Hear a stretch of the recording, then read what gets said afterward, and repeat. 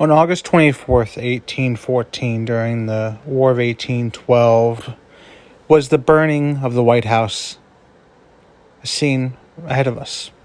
There was something incongruous about the devastation and havoc behind them and the quiet ahead as 100 British troops advanced silently in two orderly columns down Pennsylvania Avenue. Between double rows of stately Lombardy poplar trees, slaves raced ahead, warning residents to escape while they could as the invaders were on their way to burn the president's house and flanking government offices. Along the route, just over a mile long, the British commander stopped several times to assure anxious residents that their lives and private property would be safe so long as they did not take up arms against the occupying forces. There was no glib promises made on the spur of the moment. General Ross even detailed a Scottish officer, Major Norman Pringle, to command and company specifically to protect private property along Pennsylvania Avenue. They would perform so honorably that Americans would remember them respectfully for years afterwards. As they approached the southeast junction of 15th Street and Pennsylvania Avenue, the British ringed the low brick boarding house run for the past 2 months by the widow Barbara Souter. General Ross teased the frightened woman, telling her he had come, madam, to sup with you. She tried to divert him to the Washington Hotel across the road, but Ross would have none of it, telling her she had a superior location because of its better views of the public buildings. In their brief encounter, she was horrified to learn from Ross that one of his spies had duped her a few days earlier when he had taken him for a British deserter and fed him against the advice of one of her permanent residents, the Postmaster General. As he left, General Ross told her to prepare a meal for later that night, and he would return with a number of officers. Now within a few hundred yards of the president's house, the occupation forces were approaching from the opposite direction to that taken by a procession of dignitaries led by Freemasons in hierarchical order who had taken part in the ceremony in which the cornerstone had been laid 22 years earlier. At least one American occupied the British soldiers and sailors into the president's house. Roger Chew Whiteman, a young bookseller recently married, was made to accompany the invaders into the mansion, where Admiral George Cockburn teased him with mischievous relish.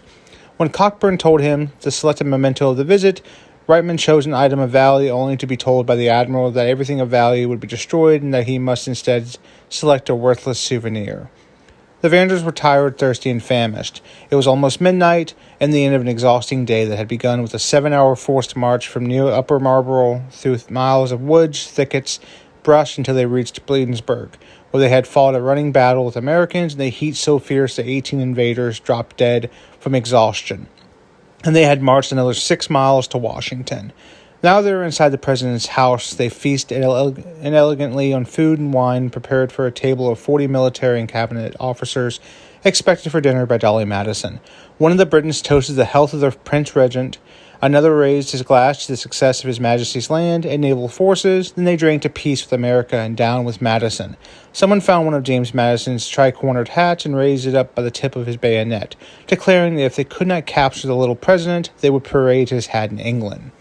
Sailors hurried up the stairs and into the more numerous rooms above where they snatched souvenirs and clothing.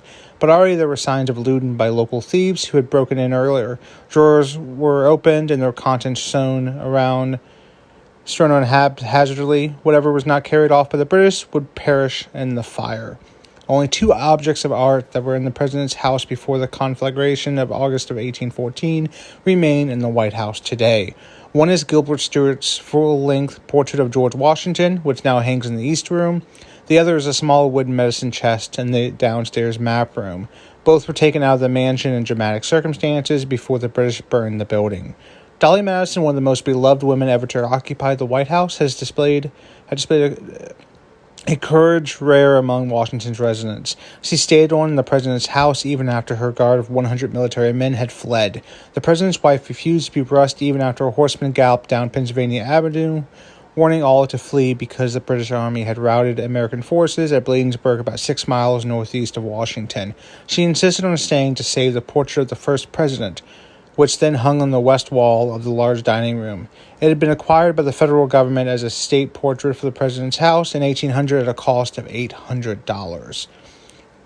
At this calamitous moment, 2 New Yorkers entered the room and asked if there was anything they could do to help. One of the men, a ship owner named Jacob Barker, was a close friend of the Madisons, and like Dolley, a Quaker. His companion was Robert de Peyster. Soon, save the picture if possible, cried Dolly Madison, under no circumstances allow it to fall into the hands of the British. When she saw that her slave, Paul Jennings, and another servant were taking too long to unscrew the giant frame from the wall, she told them to break the wood and take out the linen canvas. At the moment, French John entered the room, and seeing the potential for irreparable damage to the painting, ordered Jennings to stop.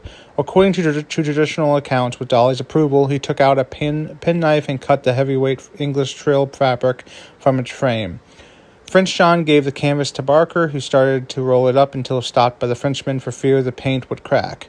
Barker and De Peyster then escorted the portrait in a wagon through Georgetown into the countryside, where they left it with a farmer they lodged with overnight. A few weeks later, Barker retrieved it and gave it back to Dolly Madison.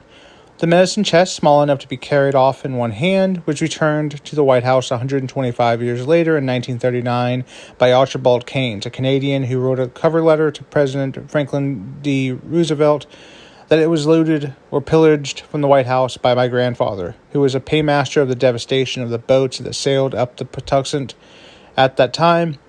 I hope you have found an appropriate resting place for this little relic and should be very pleased if you give it shelter in your own home. Let me know if you knew these stories about the White House. As always, continue with the history and film. Make sure to subscribe to the channel if you haven't done so already.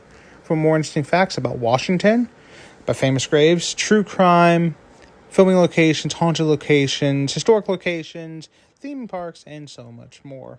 Until next time, have a great day, everyone.